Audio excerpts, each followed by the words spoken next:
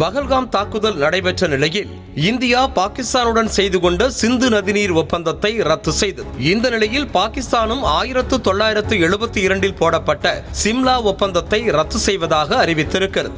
1971 ஆண்டு இந்தியா பாகிஸ்தான் போரில் இந்தியா வெற்றி பெற்றது. இது பங்களாதேஷ் உருவாக காரணமாக அமைந்தது. இந்தியா வெற்றி பெற்ற நிலையில் 90,000 மேற்பட்ட பாகிஸ்தானியர்கள் போர் கைதிகளாக பிடிபட்டார்கள். பாகிஸ்தானின் சில பகுதிகள் இந்திய கட்டுப்பாட்டுக்குள் வந்தன. 1971 போர் முடிந்த பிறகு இந்திய பிரதமர் இந்திரா காந்தி மற்றும் பாகிஸ்தான் அதிபர் ஜுல்பிகர் அலி பூட்டோ இடையில் சிம்லாவில் 1972 ஆண்டு நடந்த சந்திப்பில் சிம்லா ஒப்பந்தம் கையெழுத்தாகியது. இந்த ஒப்பந்தம் தெற்காசிய அரசியலில் ஒரு முக்கியமான திருப்பு முனையாக பார்க்கப்பட்டது.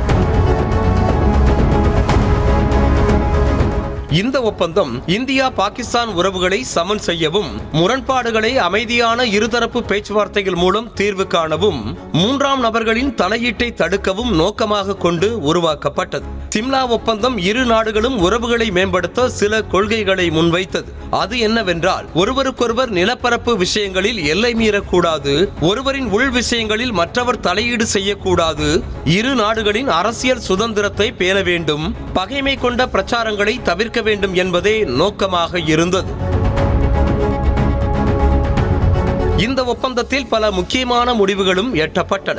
அதில் காஷ்மீர் பிரச்சனையை சேர்த்து அனைத்து விவகாரங்களையும் உரையாடல் மூலமாகவும் சர்வதேச தரப்புகள் தலையீடு செய்யாமலும் தீர்ப்பதற்கு இரு நாடுகளும் உறுதியளித்தன. மேலும் 1971 போர் முடிந்த பிறகு எல்லையில் கட்டுப்பாட்டு கோடு நிர்ணயிக்கப்பட்டது. அதை ஒரு தரப்பாக மாற்ற முயற்சிக்க கூடாது என இரு நாடுகளும் ஒப்புக்கொண்டன.